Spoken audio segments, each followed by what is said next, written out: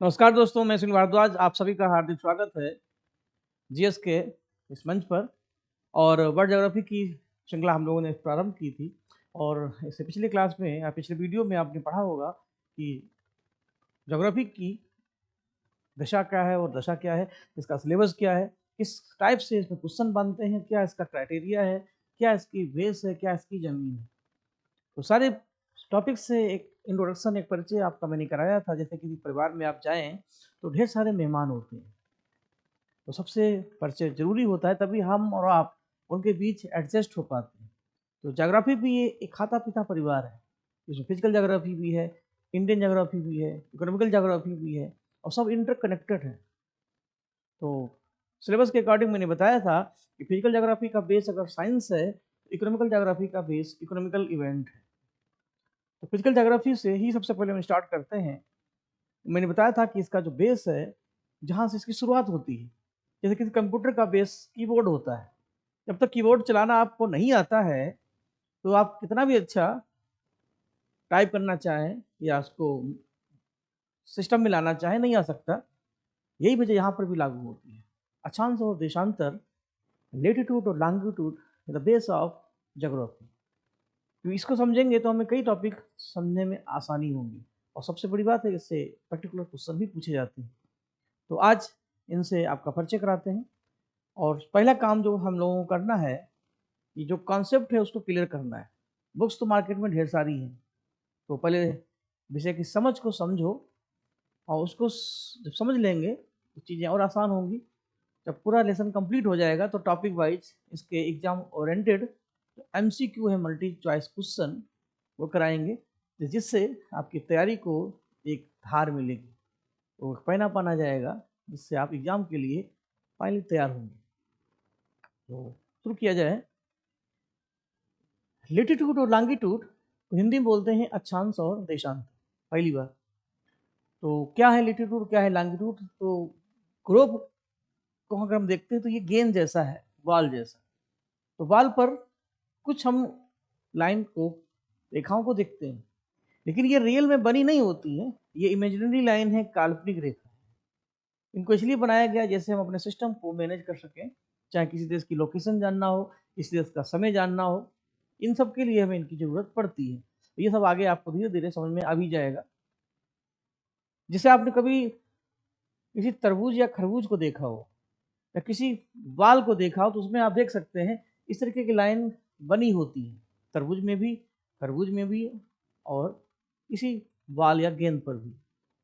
लेकिन ऊपर वाले की जो ये गेंद है, जिसको हम ग्लोब बोलते हैं, इसमें ये लाइन हमने इमेजिंग की, काल्पनिक की, और इसीलिए इनको हम बोलते हैं लेटीट्यूड और लॉन्गिट्यूड और इमेजिनरी सर्किल।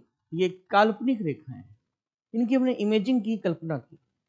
तो इस आधार पर दोनों में क्या क्या सिमिलरिटी है, क्या क्या डिफरेंट है। सिमिलरिटी तो यही है कि काल्पनिक रेखाएं, लेकिन इनका यूज क्या है। तो पहले तो हम इनको अलग अलग पढ़ लेते हैं, फिर इनका जो कंपेयर है, इनका डिफरेंट है, वो करते हैं। तो थोड़ा ये समझ में आ जाएगा, थोड़ा वो समझ में आ जाएगा, फिर जब कंपेयर करेंगे तो दोनों। लेकिन पहले दोनों को थोड़ा सा हम समझ लें और देख लें। Latitude is the point north and south of the equator. ठीक, ये समझ लीजिए आपके क्लास नोट्स फार्म में है, तो समझते भी चलिए और अपने नोट्स को भी समझते चलिए। और चाहे तो स्क्रीनशॉट लेकर के अपने चैप्टर को सेव भी करते चलिए। तो इससे फ़ायदा ये रहेगा कि आपको लिखना भी नहीं पड़ेगा और समझ में भी जल्दी आएगा। तो बस समझाने के लिए ही ये सारी मेहनत की गई है। Latitude the point north and south of the equator. मतलब ये हुआ कि ये अगर हमारी ग्लोब है, एक बाल मान लेते हैं जो 360 डिग्री का होता है, तो इक्वेटर हमारा ये होगा, जिसको हम 0 डिग्री मानते हैं। और ये इक्वेटर हमारे अर्थ को दो पार्ट्स में डिवाइड करता है, नॉर्थ हेमिस्फेयर यानी उत्तरी गोलार्ध, साउथ हेमिस्फेयर यानी दक्षिणी गोलार्ध।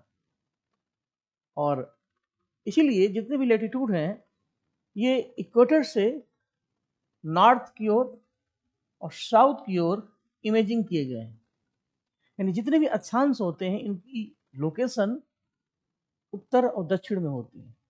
ये 0 डिग्री है तो 0 से लेकर के 90 डिग्री यहाँ पर हम मान लें, तो इस तरीके से हमारे जितने भी लेटीट्यूड होंगे वो इधर 90 से ज़्यादा नहीं हो सकते और इधर 90 से ज़्यादा नहीं हो सकते। तो 90 दूनी 180, इक्वेटर को मिलाकर के दोनों में तो 181 हमारे टोटल अक्षांश होते हैं। जब हम आगे पढ़ेंगे जितने भी अक्षांश होते हैं उनकी लोकेशन नॉर्थ और साउथ होती है। और यहाँ अगर हम 1 बनाएंगे 1 2 3 4 5 करते करते एक लेटीट्यूड एक सर्किल के फॉर्म में माना गया। इसको इस तरीके से समझाएं जैसे एक बाल है, उसके ऊपर आप कुछ रिंग डालते चले जाएं, 1 2 3 4 5, इस तरीके से करते करते टोटल 90 रिंग हम उस बाल पर डाल सकते हैं। इंटरेस्टिंग ये है कि जो सबसे बड़ा रिंग होगा वो इक्वेटर होगा, इसको इसीलिए ग्रेट मेरिडियन बोलते हैं, ग्रेट लेटीट्यूड सर्किल बोलते हैं, महान वृत्त। लेकिन ऊपर की तरफ की जो रिंग के साइज हैं आप देख सकते हैं ये छोटे होते जाएंगे, शॉर्टेस्ट होते जाएंगे, लेकिन इनके बीच की जो डिस्टेंस है ये बराबर होगी। कितनी होगी, क्यों होगी, ये आगे का प्रश्न है। अभी केवल दोनों का एक जनरल इंट्रोडक्शन। जबकि longitude is the point east to west of the prime meridian. Longitude को समझने के लिए हम इस ग्लोब को अगर देखें तो इस ग्लोब में प्राइम मेरिडियन जो लाइन है वो हम ये मान लेते हैं, ये प्राइम मेरिडियन है। तो ये हमारे ग्लोब को ईस्टर्न हेमिस्फीयर यानी पूर्वी गोलार्ध और वेस्टर्न हेमिस्फीयर यानी पश्चिमी गोलार्ध में डिवाइड करते हैं, आधा ईस्ट और आधा वेस्ट। इसलिए देशांतर जितने भी होते हैं ईस्ट और वेस्ट की तरफ खींचे जाने वाले सर्किल माने जाते हैं। आप किसी बाल को, किसी नींबू को, किसी आलू को, किसी प्याज को अगर इस तरीके से काटेंगे, यूं, सॉरी, ऐसे, तो ये नॉर्थ और साउथ में डिवाइड होगा। और इसको अगर हम खड़ा खड़ा कट करते हैं तो ये ईस्ट और वेस्ट में डिवाइड होगा। तो इसका मतलब है इस के 2 पीस हो जाएंगे, आधा इधर आधा इधर, अगर हम ऐसे से काट। तो देशांतर वही काम करते हैं। देशांतर नॉर्थ टू साउथ की तरफ कवर होने वाले हमारे सर्किल होते हैं, जो प्राइम मेरिडियन जिसको हम 0 डिग्री लॉन्गिट्यूड बोलते हैं, जिसको हम GMT भी बोलते हैं, ग्रीनविच मेरिडियन टाइम, जो लंदन के ग्रीनविच प्लेस से कवर की गई, खींची गई एक रेखा है। तो जैसे हमारा जो 0 डिग्री है जिसको हम इक्वेटर बोलते हैं, ये अर्थ को नॉर्थ और साउथ में डिवाइड करता है और सारे लेटीट्यूड इसी के पैरेलल माने जाते हैं।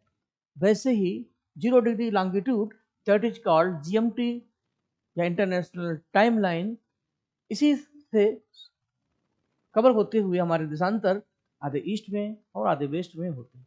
यही पॉइंट यहाँ पर लिखा है कि लॉन्गिट्यूड की द पॉइंट्स, वो बिंदु हैं east and west of the prime meridian. तो ये कुल मिलाकर के इनकी लोकेशन है कि अक्षांश रेखाएं लेटीट्यूड सर्किल की लोकेशन नॉर्थ और साउथ में होती है, 0 टू नॉर्थ, 0 टू साउथ।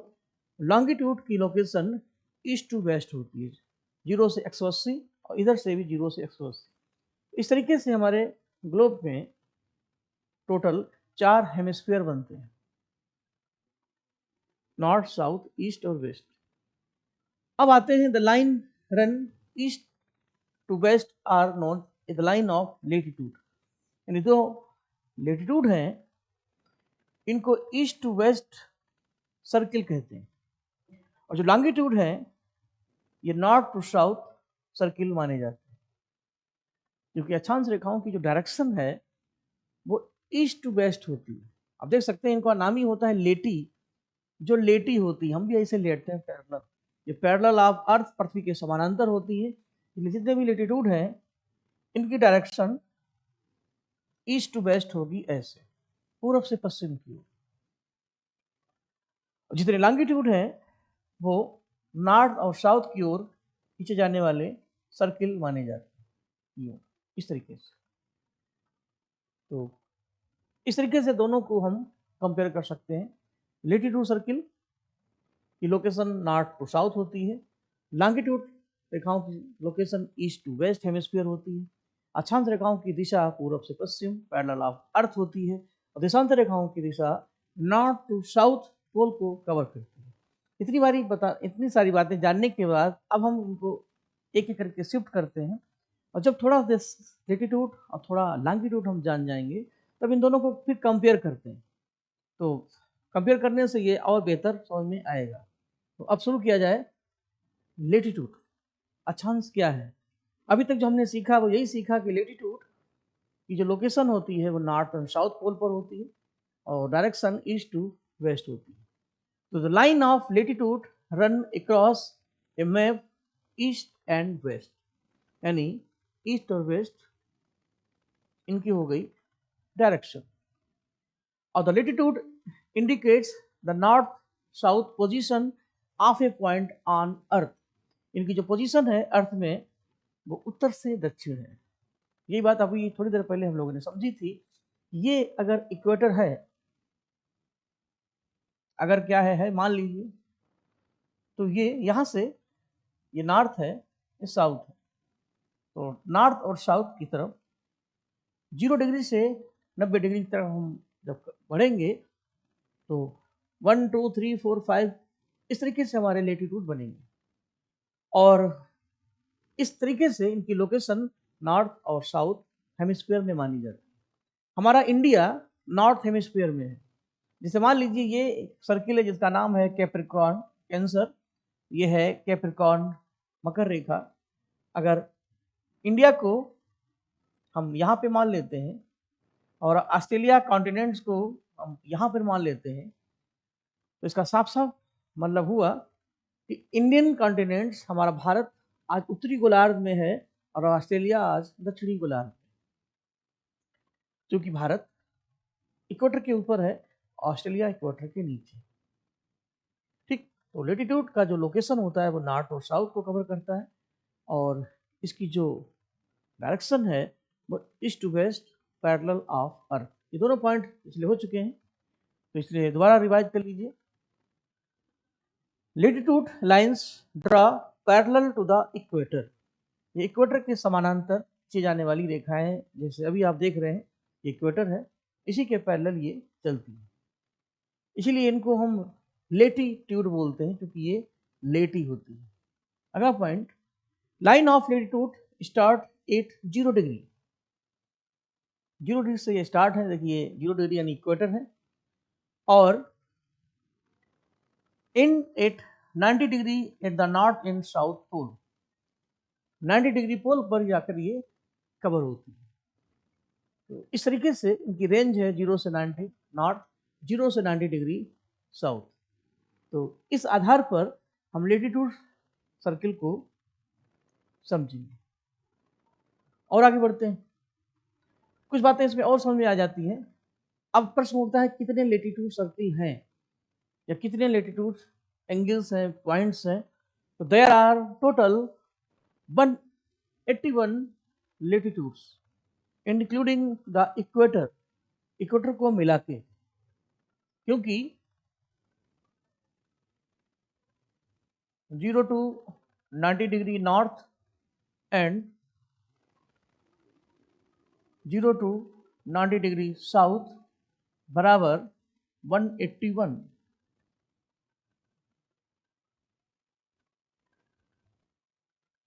ठीक, क्योंकि इक्वेटर दोनों में कॉमन रहेगा, ये इक्वेटर है, ये 90 डिग्री है, तो दोनों को अगर हम मिलाएंगे तो ये बनेगा 181। ठीक, 0 से 90 डिग्री।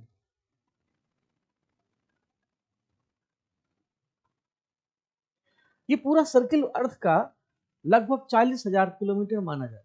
इसकी जो परिधि है, इसका जो सर्किल है, पूरा रेंज, टोटल 24 आवर्स लगते हैं इस सर्किल को कवर होने में। यानी पृथ्वी जब 24 घंटे में एक सर्किल पूरा करती है अपने रोटेशन पर, तो 360 डिग्री यहाँ से घूमती है, 90, 180, 360। तो इसका साफ साफ मतलब है 40,000 को 360 से हम भाग देंगे तो 111 समथिंग अप्रॉक्स आएगा, 111.13 समथिंग।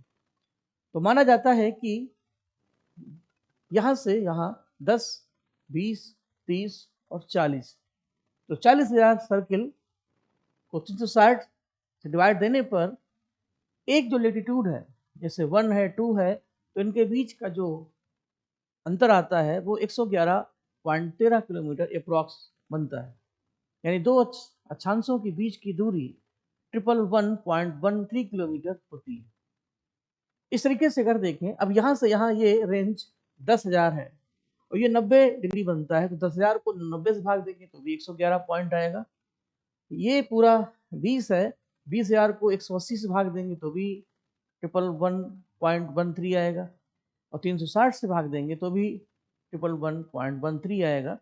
इसका साफ साफ मतलब है कि इनकी संख्या तो टोटल 181 है इक्वेटर को मिला के, ठीक।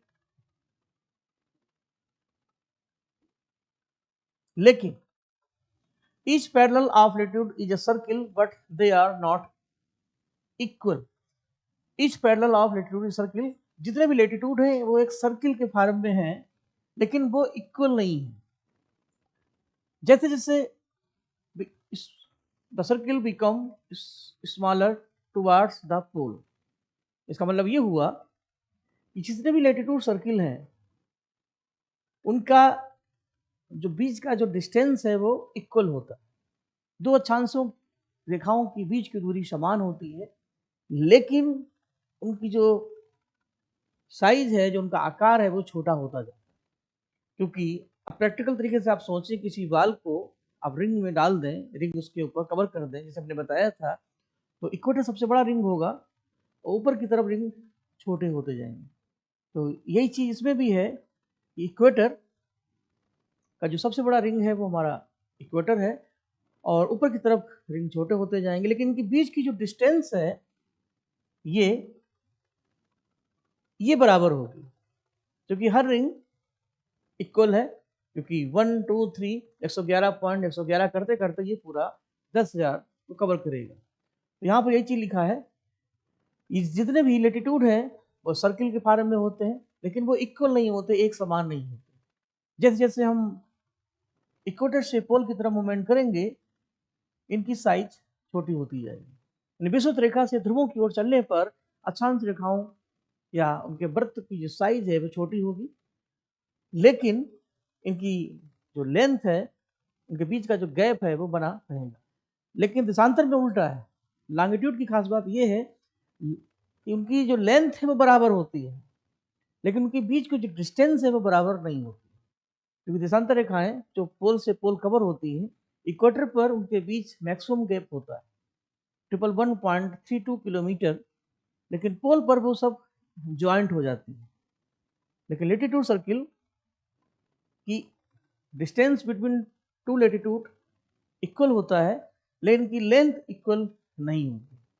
तो इस आधार पर ये एक सर्किल फॉर्म में है, देखिए लिखा हुआ है, become each parallel of latitude is a circle, एक सर्किल के फॉर्म में होते हैं, लेकिन ये एक समान नहीं होते। जैसे जैसे हम ध्रुवों की तरफ जाएंगे, अपर की तरफ चलेंगे, ऊपर की तरफ ये रिंग छोटे होते जाएंगे, ठीक। The distance between any two parallel of latitude is always equal, यानी सभी अक्षांश रेखाएं के बीच की दूरी समान होती है, और नियर अबाउट अप्रॉक्स 111 किलोमीटर।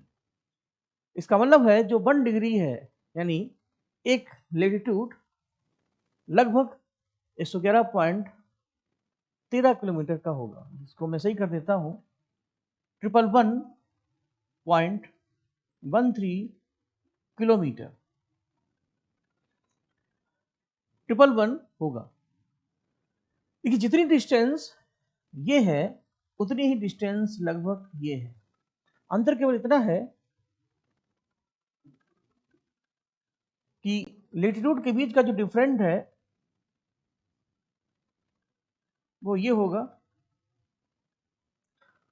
और इक्वेटर के बीच का जो डिफरेंस है वो यहाँ पर मैक्सिमम होगा और पोल्स पर मिनिमम होगा।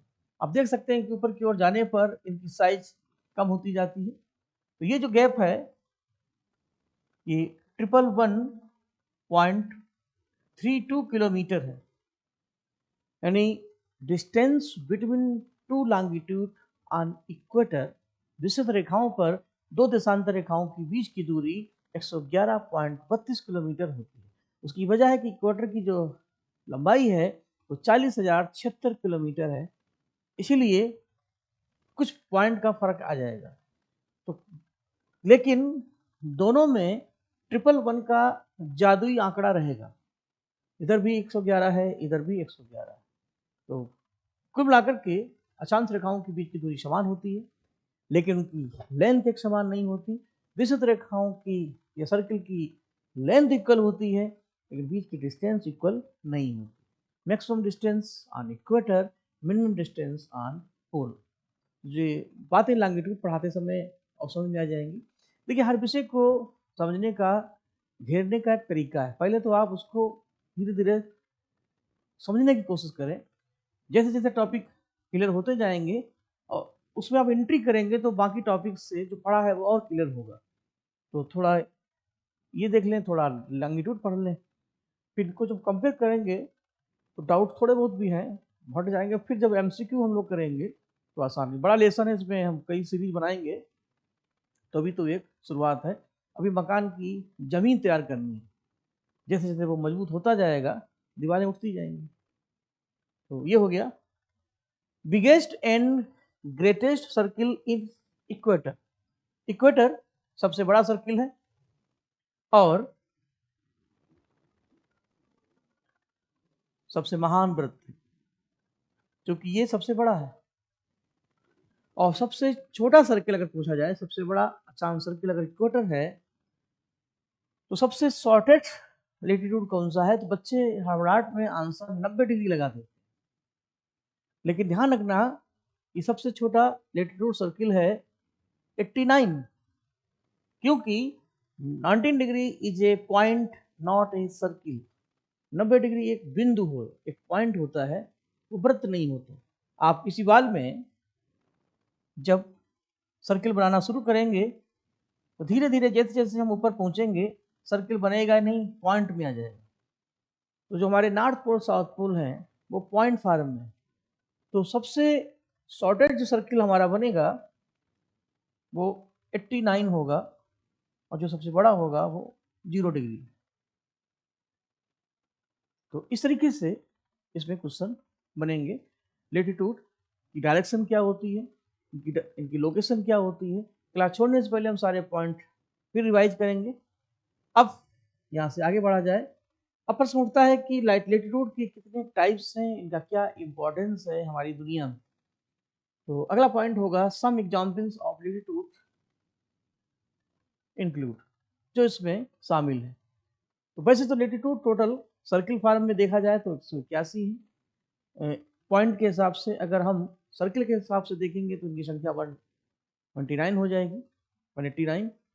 लेकिन उनमें से जो मेन लेटीट्यूड है जिनकी हमें जरूरत पड़ती है, उसमें सबसे पहला है द इक्वेटर सर्किल, जिसकी लोकेशन है 0 डिग्री।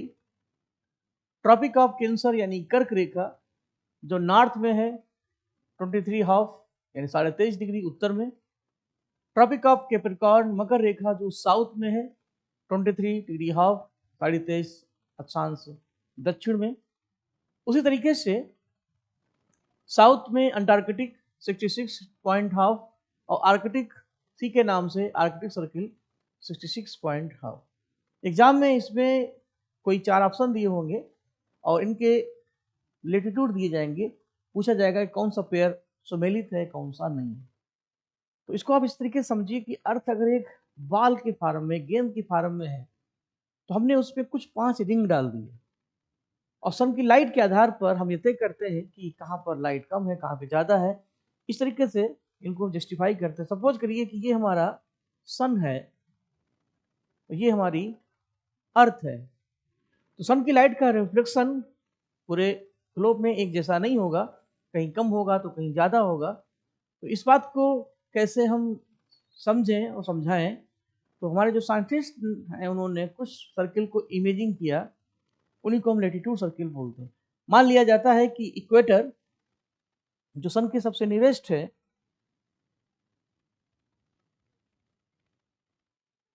ये हमारा पूरे ग्लोब को नॉर्थ और साउथ में डिवाइड करता है, और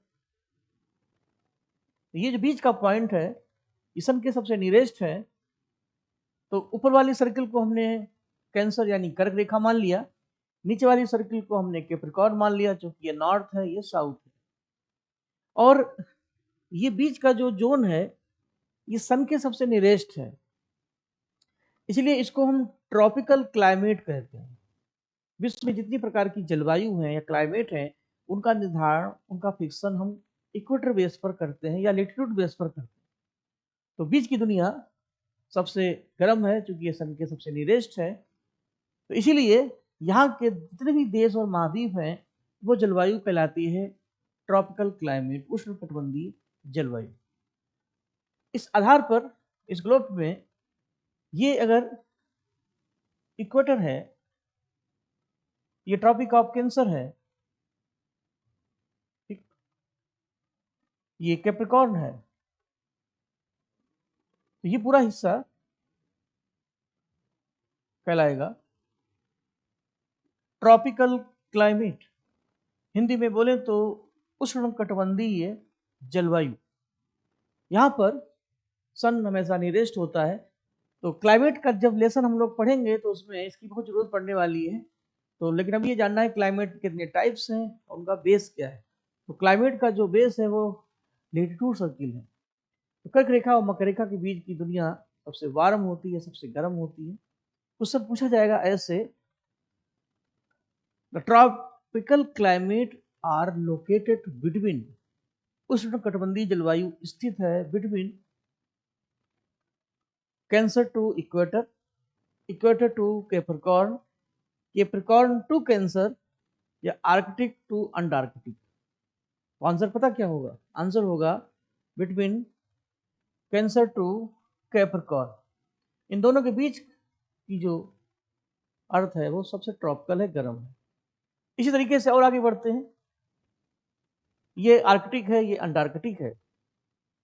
यहां से सन से हम और दूर हो जाते हैं। इन दिस कंडीशन ये क्लाइमेट हो जाती है सब ट्रॉपिकल क्लाइमेट, शीतोष्ण जलवायु, क्योंकि धीरे धीरे सन से दूर होते जाते हैं। और इस क्लाइमेट को हम सब ट्रॉपिकल बोलते हैं। इस मैप में ये आर्कटिक है, ये अंटार्कटिक है।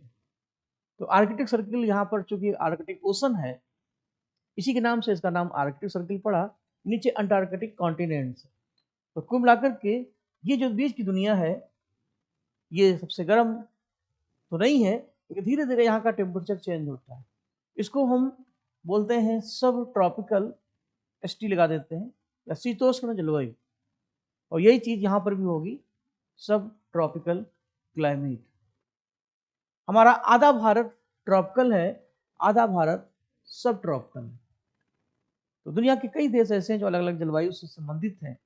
तो जैसे भारत की क्लाइमेट होगी उसी तरीके से हमारा इकोसिस्टम मेंटेन होगा।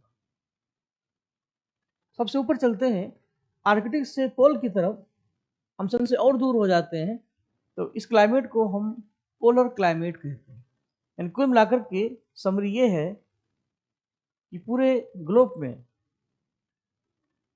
हमारी क्लाइमेट को 3 पार्ट में हम डिवाइड करते हैं। इसको और इजी कर देते हैं। दुनिया एक गेंद के समान है, 5 हमने उसमें रिंग कवर कर दिए, 1 2 3 4 5। ये 5 रिंग बाल को 3 जोन में डिवाइड कर देते हैं। सबसे नीचे नंबर 1 ट्रॉपिकल जोन, नंबर 2 सब tropical zone, number 3 polar zone. यानी क्लाइमेट के 3 प्रकार हो जाएंगे। इधर से देखेंगे तो नंबर 1 ट्रॉपिकल, नंबर 2 सब tropical, number 3 polar. Polar climate यानी ध्रुवीय जलवायु। तो इसका साफ साफ मतलब है जो हमारे मेन लैटिट्यूड सर्किल हैं उससे हम क्लाइमेट को भी तय करते हैं। तो ये ध्यान रखिएगा कि कर्क रेखा कहाँ है, मकर रेखा कहाँ है। तो कर्क रेखा उत्तर में है, और मकर रेखा दक्षिण में है, क्योंकि ये हमारे भारत और अलग अलग महाद्वीपों से गुजरते हैं। जब लेटीट्यूड लॉन्गिट्यूड हम लोग पढ़ लेंगे तो एक लेक्चर इसमें और आगे बढ़ाएंगे, the location of latitude and longitude, ये किन किन देशों से किन किन महाद्वीपों से पास होते हैं। तो ये भी काफ़ी इंटरेस्टिंग होगा कि कौन फिगर के अकॉर्डिंग, आप पिक्चर के अकॉर्डिंग चीज़ों को समझेंगे तो हमें पता चल जाएगा कि कौन सा कॉन्टिनेंट्स है, कहाँ पर है। तो क्लाइमेट का लेसन डिपेंड करता है लेटीट्यूड पर, इसीलिए कोई पूछता है कि किस देश की जलवायु को जानने का आधार क्या है, तो बेस्ड ऑन लेटीट्यूड, अक्षांश रेखाओं पर आधारित है। तो टाइप्स ऑफ लेटीट्यूड की बात करें तो ट्रॉपिकल यानी उष्णकटिबंधीय, सब ट्रॉपिकल यानी शीतोष्ण, पोलर यानी शीत, ये बात अभी मैंने बताई। और इस इमेज में आप देख सकते हैं कि वर्ल्ड में जितने भी कॉन्टिनेंट्स हैं ये अलग अलग कॉन्टिनेंट्स को कवर करते हैं। तो ये इक्वेटर अगर है तो इक्वेटर फाइनली साउथ अमेरिका, इस लाइन को अगर हम ध्यान से देखें तो समझ में आया कि इक्वेटर साउथ अमेरिका, अफ्रीका और साउथ ईस्ट एशिया को कवर करता है। अब इनमें कौन कौन से कंट्री हैं इनको भी देखना होगा, लेकिन हमें इतना साफ साफ दिख रहा है कि इक्वेटर का संबंध ना ही नॉर्थ अमेरिका से होगा, ना ही यूरोप से होगा, ना ही ऑस्ट्रेलिया से होगा। इसी तरीके से कैंसर लाइन की हम बात करें, ये नॉर्थ अमेरिका, अफ्रीका और एशिया से पास होती है। इसका संबंध ना ही ऑस्ट्रेलिया से है, ना ही यूरोप से है। मकर रेखा की बात करें, ये साउथ अमेरिका, अफ्रीका और ऑस्ट्रेलिया से पास होती है, क्योंकि ये साउथ में है। इस तरीके से Arctic line north America, Europe और एशिया कवर करती है, और साउथ में अंटार्कटिका। तो कुल मिलाकर के विश्व के जितने भी देश हैं, जैसे ट्रॉपिकल क्लाइमेट की मैंने बात की थी कि between Cancer to Capricorn, Cancer to Capricorn, इस क्लाइमेट को हम ए फॉर ट्रॉपिकल कहते हैं, ए फॉर ट्रॉपिकल। तो ट्रॉपिकल क्लाइमेट का जो रीजन है वो ये आएगा। दुनिया के लगभग 121 देश इस क्लाइमेट को बिलोंग करते हैं। तो इस क्लाइमेट में क्या क्या खास है ये बताना है। ये क्लाइमेट आपकी जो बी है सब ट्रॉपिकल, तो यहाँ से इतना हम कवर कर लें तो ये बी हो जाएगा, ऊपर भी और नीचे भी सेम। और पोल पर नीचे अंटार्कटिका और ऊपर की जो क्लाइमेट है ये सी है। तो अगर अक्षांश रेखाएं नहीं होती तो हम कैसे जान पाते कि खेत कहाँ है और खलिहान कहाँ है। इसका साफ साफ मतलब है, तो आज क्लास में जो भी हम लोगों ने आज पढ़ा और सीखा, तो अक्षांश रेखाओं के बारे में चलते चलते 1 मिनट में हम आपकी धूल झाड़ दें और सारे पॉइंट एक बार रिव्यू कर देते हैं। First, latitude and longitude is our imaginary circle, हमारी काल्पनिक रेखाएं हैं, ये वास्तविक रेखाएं नहीं हैं, इनके बनाने की अपनी वजह है। लेटीट्यूड सर्किल की location, location north and south है, equator to north and south, लेकिन डायरेक्शन पैरेलल ऑफ इक्वेटर या अर्थ, ईस्ट टू वेस्ट। इनकी बीच की जो डिस्टेंस है वो इक्वल होती है। Distance between two latitude are equal 111.13 kilometre, approx 111 kilometre, लेकिन इनकी जो लेंथ है वो इक्वल नहीं होती। यानी दो अक्षांश रेखाओं की बीच की दूरी तो बराबर है, लेकिन इनकी लंबाई बराबर नहीं है। सबसे बड़ा सर्किल हमारा इक्वेटर है, जिसको ग्रेट सर्किल बोलते हैं, जिसकी लेंथ 40,076 किलोमीटर के आसपास है, लेकिन सबसे छोटा सर्किल, सबसे स्मॉलेस्ट सर्किल 89 है, बिकॉज 90 डिग्री ये पॉइंट नॉट ए सर्किल, क्योंकि 90 डिग्री एक बिंदु है, एक वृत्त नहीं। ठीक, इतना सब बताने के बाद अगला पॉइंट था कि कितने टाइप्स के हैं। तो बेसिकली जो हमारी लेटीट्यूड सर्किल है वो 5 हैं, इन्हीं से हम विश्व के क्लाइमेट को डिफाइन करते हैं। रही बात लॉन्गिट्यूड की, तो लॉन्गिट्यूड क्लास हम इसके बाद लेंगे। हालांकि उसके बारे में मैंने बताया कि लॉन्गिट्यूड की जो लोकेशन है वो जीएमटी से ईस्ट और वेस्ट होती है, ये दुनिया को पूर्व और पश्चिम में डिवाइड करती है। तो लोकेशन होगी ईस्ट टू वेस्ट, डायरेक्शन क्या होगी नॉर्थ टू साउथ, इनकी डायरेक्शन पोल टू पोल होती है। अगला पॉइंट भी मैंने बताया था कि दो देशांतर रेखाओं के बीच की दूरी एक समान नहीं होती।